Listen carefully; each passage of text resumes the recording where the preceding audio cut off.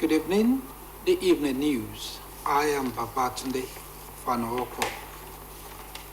The National Security Advisor, Nuhu Ribadu, has warned that obstructing security under President Bola Tinubu's administration will not be tolerated.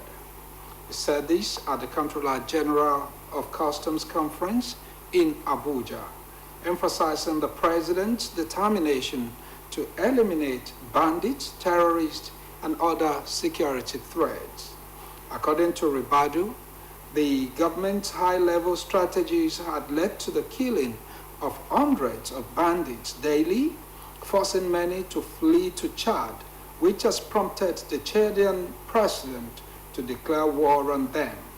He further cited the improved security situation in the Niger Delta region and the significant increase in crude oil production, which had reached 1.8 million barrels per day. In the meantime, the Inspector General of Police, Kayode Egbetokun, has announced the deployment of DIG Sylvester Abiodun as the coordinating officer for the Ondo governorship election, tasked with overseeing police security strategies to maintain law and order throughout the electoral period. DIG Alabi will be supported by AIG Bennett Igwe and CP Tunji Disu, assigned as AIG and CP elections respectively. According to a statement from the force headquarters, these deployments are part of comprehensive security measures aimed at ensuring a peaceful, transparent, and credible electoral process during the Ondo off-season gubernatorial election scheduled for Saturday. The Nigeria Police Force urges citizens to report suspicious activities that could compromise the election's integrity and reiterate its commitment to a safe and democratic electoral environment. Additionally, dedicated helplines for election-related inquiries and incident reporting will be publicized ahead of Election Day. The police will also collaborate with the military and other federal security agencies, emphasizing that stakeholders' cooperation is vital for a fair and peaceful election in Ondo State. The Nigerian National Petroleum Company Gas Marketing Limited, a subsidiary of NNPCL, has executed a gas sale and purchase agreement with the Dangote Petroleum Refinery and Petrochemicals Lagos. The agreement, signed by the Managing Director of NGML, Justin Ezeala, and the President, Chief Executive Officer of the Dangote Group, Aliko Dangote, at the corporate head office of Dangote in Falomo, Lagos, outlined the supply of natural gas for power generation and feedstock at the refinery. This major milestone is in line with President Bola Tinubu's policy of utilizing Nigeria's abundant gas resources towards revamping the nation's industrial growth and kickstarting its economic prosperity. According to the Chief Corporate Communications Officer of the Nigerian National Petroleum Company, Femi Shoneye, NGML will supply 100 million standard cubic feet of gas per day, and the rest, 50 MMSCF/D interruptible natural gas, would be supplied to the refinery for an initial period of 10 years, with options for renewal and growth.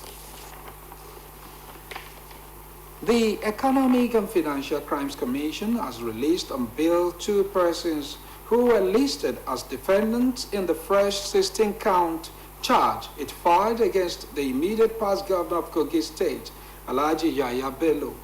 The commission, which confirmed the development when the case came up before the High Court of Federal Capital Territory at Maitama, however, decried its inability to serve a copy of the charge on the former governor.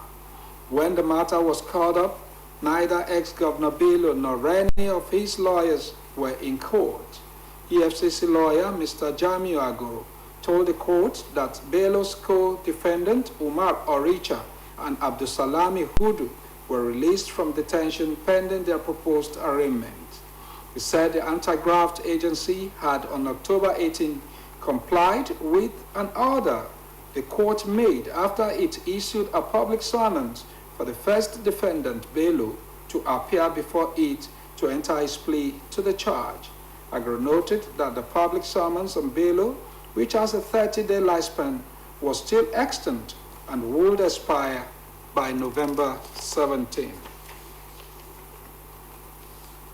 A former chairman of the Independent National Electoral Commission, Atairu Jega, has asserted that members of the National Assembly encourage corruption in the public sector, even as he called for a stop to public officers acquiring traditional titles while still in service. Jega made the remarks while delivering his keynote address at an executive session with heads of ministries, departments, and agencies on normative approaches to corruption prevention, organized by the Independent Corrupt Practices and Other Related Offenses Commission through its Anti-Corruption Academy of Nigeria, with the support of the Mercator Foundation. It's asserted that the lawmakers put chief executives of MDAs under difficult position through the tactics they adopt to recoup monies they spent to attain their positions. According to former INEC boss, leadership by example is important, but it is also difficult under Nigeria's current circumstances because pressures keep coming from all angles, not only necessarily from friends, families, but even from other agencies within the service, within the public sector organizations. The extent to which anti-corruption agencies will work to deal with some of the bad eggs in other sectors in public enterprises will go a very long way, Jega said. 24 hours after his swearing in Edo State, 24 hours after his swearing in, Edo State Governor Monday Okpewolo has approved the dissolution of the executive of all agencies, boards, and parastatals in the state public service with immediate effect.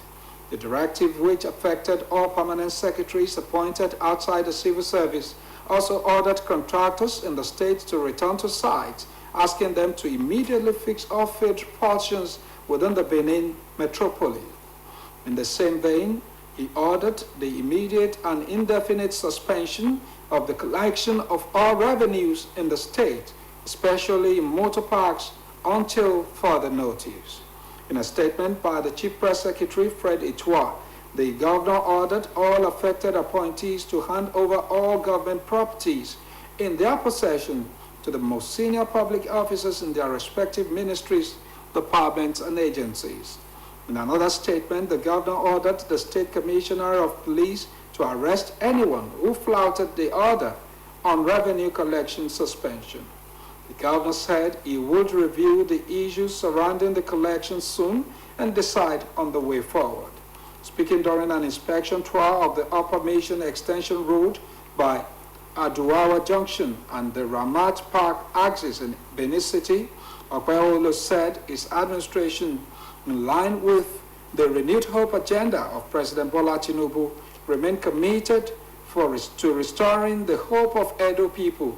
Decrying the bad state of the roads, the governor assured residents that work will commence immediately. The remains of the late Chief of Army Staff, Lieutenant General Taoreed Lagbaja, have arrived in Abuja in preparation for his final interment. His body arrived at Nnamdi Azikiwe International Airport at precisely 12:16 p.m. The funeral services are scheduled to commence today with a service of songs. This will be followed by his interment tomorrow afternoon. According to the Director of Army Public Relations, Major General Onyema Nwachukwu, Lagbaja will be buried at the National Military Cemetery in Abuja tomorrow. The body of the late Lagbaja was received in Abuja with a guard of honor as Nigeria's military top brass paid their last respects. The remains were escorted down a red carpet at the presidential wing of the airport. In a statement, President Bola Tinubu extended his heartfelt condolences to the late Army Chief's family and the Nigerian Armed Forces. Born on February 28, 1968, Lieutenant General Lagbaja served as Chief of Army Staff for 1 year and 4 months, following his appointment by Tinubu in June 2023. His military career began in 1987 at the Nigerian Defense Academy, and he was commissioned as a second lieutenant in the Nigerian Infantry Corps on September 19, 1992. Throughout his service, Lagbaja commanded operations that were vital to national security, including Operation Zaki in Benue, Lafia Dole in Borno, Udoka in the southeast, and Operation Forest Sanity in Kaduna and Niger State. And on to sports. Nigerian winger Ademola Lookman has been named among the nominees for the 2024 Best Men's Player Award, part of the annual Globe Soccer Awards hosted by the Dubai Sports Council. The Globe Soccer Awards made the announcement via X.